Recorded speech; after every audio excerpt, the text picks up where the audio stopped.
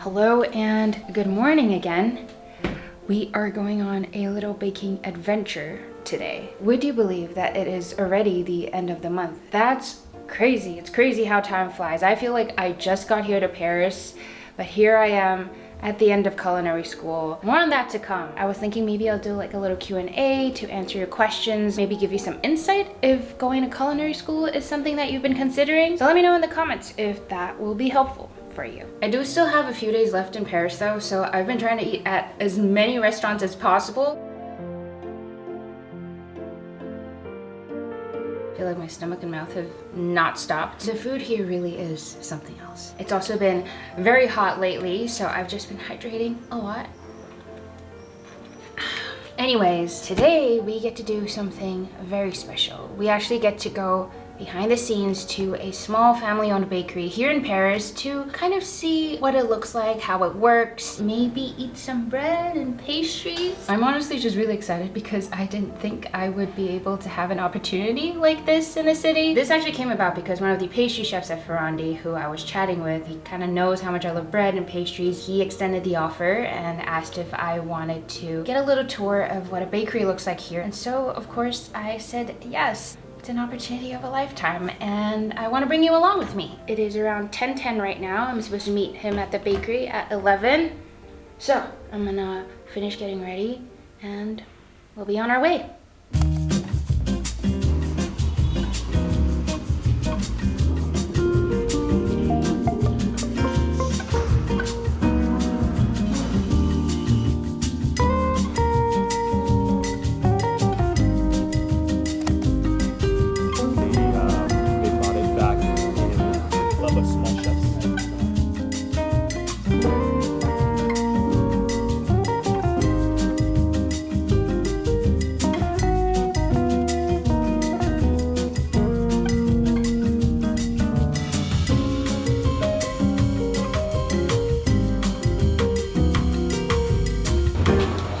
Hello, hello. Bonjour. Ça va? Hello.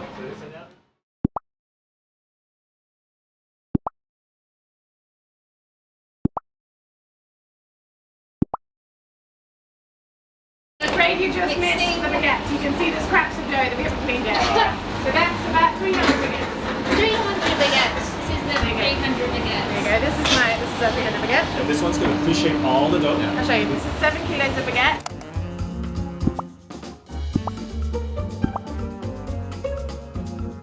There's 20 baguettes. It's always 20 baguettes.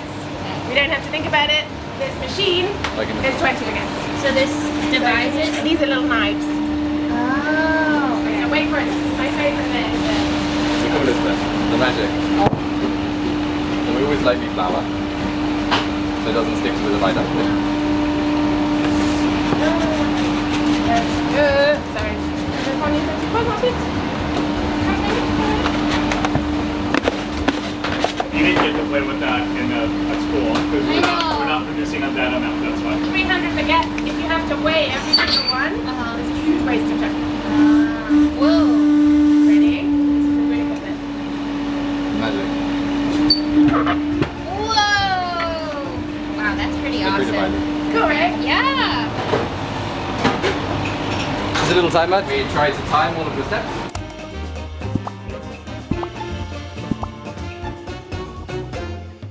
So for example, we time how long we mix the dough, how long we ferment the dough, and it's the same when we make the baguettes. After the dividing, it's the give a pre-shape. The idea is we're going to slightly roll them and make them into little egg shapes, and then we're going to let them rest for about 20 minutes, and then we're going to shape them again. So this step, there's no machine. It has to Literally, be. there's nothing we make. Yeah. To make all of these baguettes, it's very time consuming, and we don't sell them raw. However, that is the French culture and the tradition. We have around 16 boxes, so that makes 300 baguettes. Around 220 baguettes in the morning for lunchtime, for sandwiches. The rest are 80 to 100 in the afternoon. It's quite a lot. And then just But be they're nice. always baguettes. We make fresh baguettes for the people that leave work and leave. I was gonna say. Not every bakery does that. You some bakeries where it's clearly everything's closed down and they're just the baguettes waiting. But they get really squishy if you leave them for more than 3 hours. Croissants are a bit harder to manage. Okay. Having several bake times.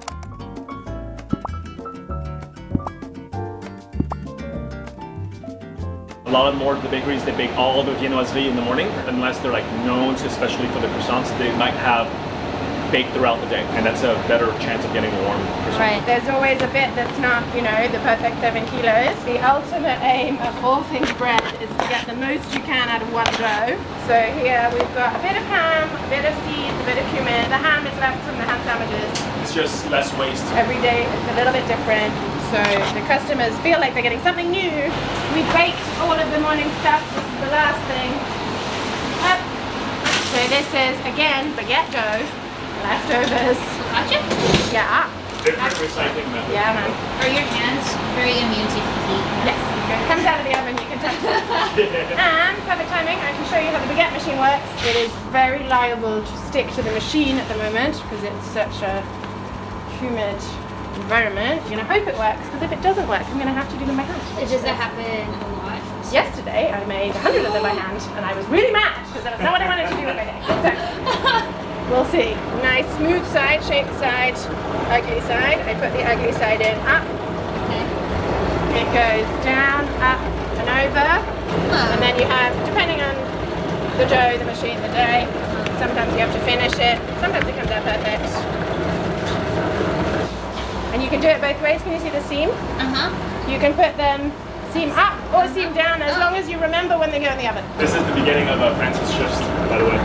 So this is the afternoon person. So this is the first thing you do? No, I'm just doing this for you guys. Oh, thank you. I appreciate it.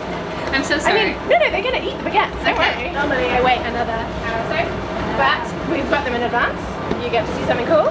What I normally start with is make the croissant dough and make the dough for the pain de mie. This is a brioche. It's a bit more delicate, a bit more buttery.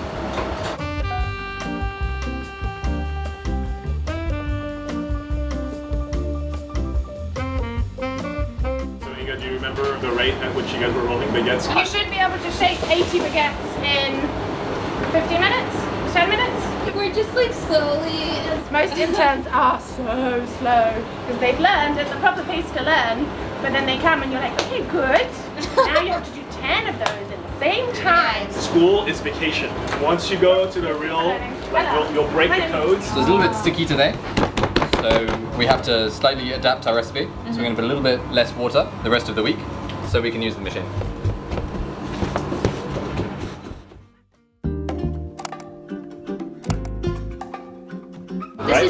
This is refrigerated. There's refrigerators underneath, and there's a ton of freezers.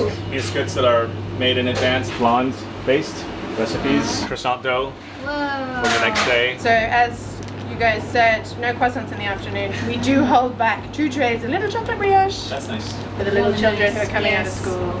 Chocolate's a bit melty. They are super easy to rise and bake. So I'm gonna hide them in this oven. So we're putting it in here because the temperature inside is more regulated than outside. Correct. Gotcha. It's a easier space to manage. Those are just drying as You make them into vanilla powder then. exactly. Would either of you guys like coffee? Yes, please. Coffee? Be great. Thank you so much. Yes. Spoiled. Iced coffee or not iced? Ice. It's a little flan, which is generally leftover flan. The base is also made out of scraps that we cut off that aren't perfect.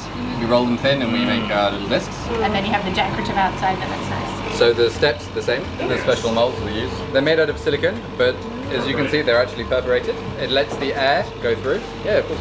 Ooh, okay. So they cook a lot better. We made a roulé, and it's got a ganache center to make it a little bit more luxury, and then a chocolate chip cookie inside. These ones are praline, so it's a hazelnut and almond praline inside with chocolate.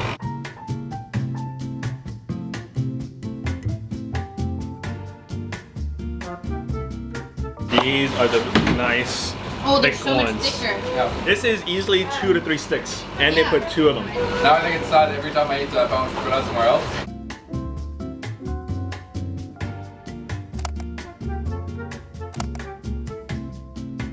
One whole yeast, Fresh yeast. fresh yeast, baker's yeast, eggs, and I'm gonna go get flour. Gonna mix it a little bit first. Sugar and salt and butter. Takes a longer time to get stretchy and also a longer time to rise.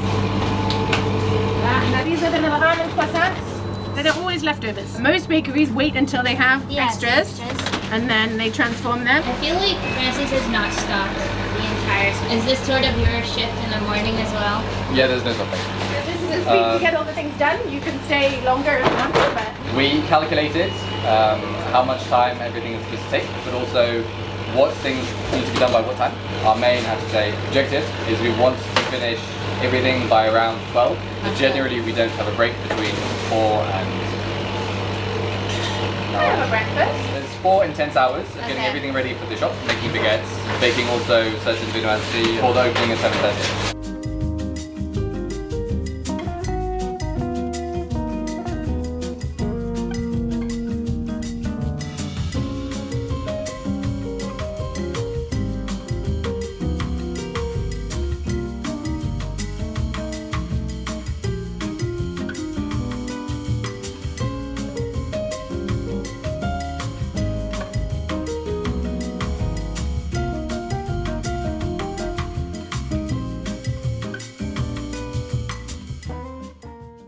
All right, finally made my way back to the apartment with some goodies. I'm also so hot. My goodness, this summer heat wave is no joke.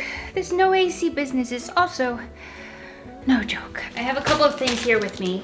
I had self-control. I only have 3 items here. Believe me, being in a bakery when you are smelling all the things being baked and seeing them being carted out, it is very hard to have some semblance of self-control. I really wanted a fresh baguette, but unfortunately for me, by the time we finished recording, all the baguettes had been sold out. I am very sad. But they did have this special multi-grain baguette. This baguette did not, in fact, make it home in one piece. I cannot resist a baguette. I don't think I ever will. This like wonderful nuttiness. Honestly, watching the bakers, Francis and Christian, just constantly moving around, making so many baguettes in so little time, the speed at which they do it. What was it that Francis said? You should be able to shake 80 baguettes in 15 minutes, 10 minutes. We're talking about 80. Meanwhile, I'm making like 6 baguettes in 15 minutes. It's very sad because my poor pain au chocolat is now flat. I'm so sorry, I didn't mean to do this on purpose. It was just a long ride back on the metro. But I really wanted to show you guys the amount of chocolate they put in there. Ooh, it's all melty now. All of that is chocolate. And Chef Eric was showing me the baking bars they used, which is at least triple the size of the regular chocolate bars. And they don't charge extra for it, which I think is really nice and just such a blessing. Chocolate to dough ratio is perfect. The last thing I got was this beautiful slice of focaccia. Look at this beautiful coating. Thinking maybe I'll make like a focaccia sandwich tomorrow.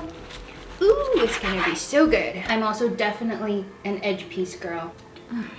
Oh, good. All in all though, I just have to say this was such a wonderful and spontaneous little adventure. What was really special for me though is that in the classroom, you know, I'm learning all these theories, the basics and the rules of it all. Today, I got to see how it applies in the industrial setting. It was just really cool being able to sort of understand that a little differently now. These people work so hard. There is so much effort and hard work that goes into bread making, and I respect them so much. I'm really just so grateful to be here in Paris and to be able to have these super cool opportunities. A little sad to be returning home, but also excited to see what else we can do with this newfound knowledge. I am going to bring back a lot of goodies though, so maybe we'll do an unboxing of some kind. Stay tuned. Other than that, I will see you in the next video.